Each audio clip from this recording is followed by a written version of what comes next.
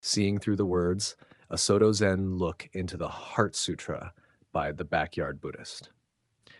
Thanks for reading. Subscribe for free to receive new posts and support my work. You can also become a paid subscriber. For nearly 3 decades, I've returned again and again to the Prajñāpāramitā Hridaya, the Heart Sutra, as both a koan and a companion. It's short enough to memorize, portable enough to chant anywhere, and bottomless enough that every reading feels like stepping through a trapdoor. I used to think of it as the little sutra that says everything is empty. It says that, of course, but over the years, emptiness has become less of a metaphysical statement and more of a lived, daily experience.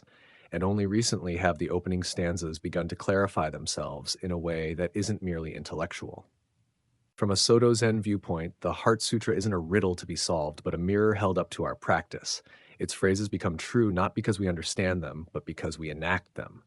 Avalokiteshvara, the bodhisattva of compassion, practicing deep prajna. The sutra opens. Avalokiteshvara Bodhisattva, practicing deep Prajñāpāramitā, clearly saw that all 5 skandhas are empty and thus relieved all suffering. This sentence is the entire teaching in miniature. The Bodhisattva sees emptiness. The seeing itself relieves suffering. Not analysis, not doctrinal alignment, not religious affiliation. Seeing. Dōgen Zenji, founder of the Sōtō lineage in Japan, insisted that practice and realization are one. To see emptiness is to practice it is to see it.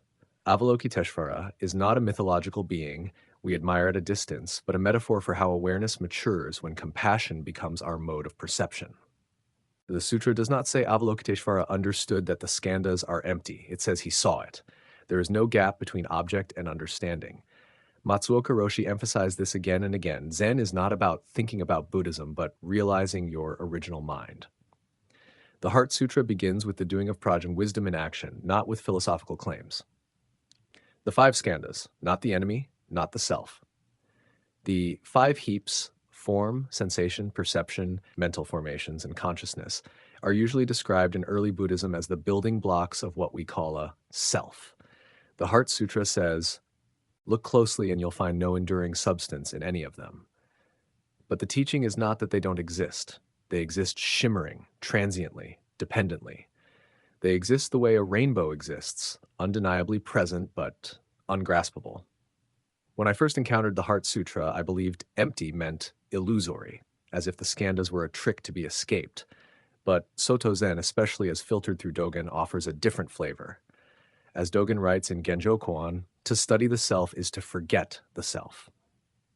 In other words, we don't throw the skandhas away. We observe them so thoroughly that they cease to separate themselves from the rest of the world. Matsuoka Roshi taught that zazen is simply sitting as the universe, and the skandhas are included in that sitting, not obstacles, but ingredients. Form is exactly emptiness. Emptiness exactly form. This is the line that launched a million philosophical detours. Yet in Sōtō Zen, form is emptiness is not a metaphysical speculation, but a description of everyday life. In the Shobo Genzo, Dōgen writes that emptiness is form fully expressed. Form is not a deviation from emptiness, but it's flowering. When we sit zazen, the body is form, the breathing is form, the thoughts drifting through awareness are form. They manifest one by one, yet none of them stand apart from the vast field of interdependence in which they arise. To say form is emptiness is simply to say that all phenomena lack inherent separation, which is why Avalokiteshvara sees emptiness and thus relieves suffering. Suffering thrives on separation. Emptiness's form completes the equation.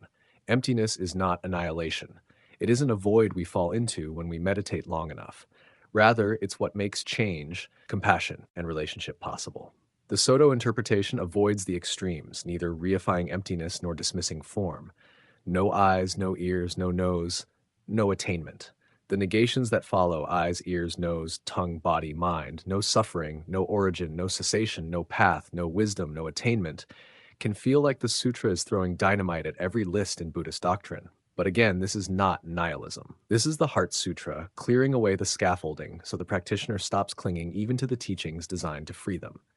Zen master Huangbo famously said, "The foolish reject what they see, the wise reject what they think."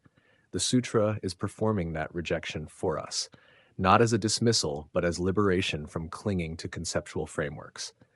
Matsuoka Roshi once described Zen as the direct experience before thinking divides it.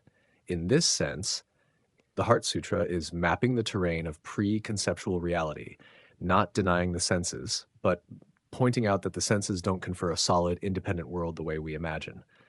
No attainment with nothing to attain is the Sōtō flavor distilled.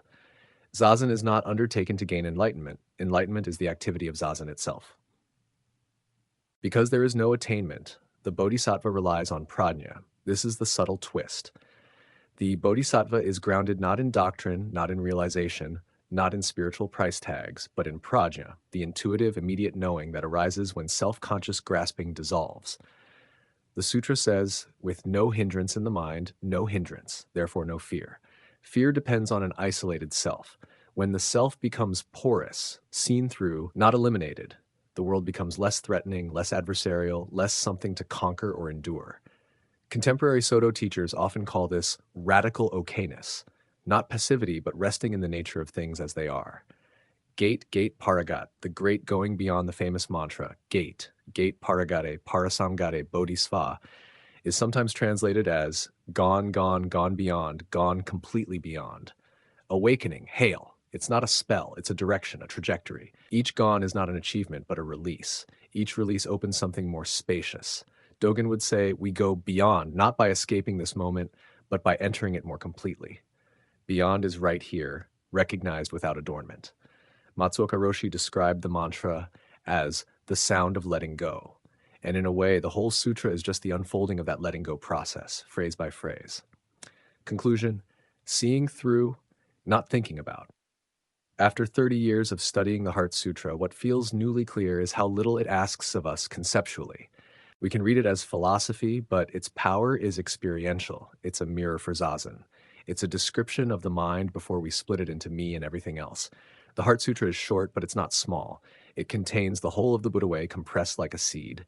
And as any gardener knows, a seed is not understood. It is planted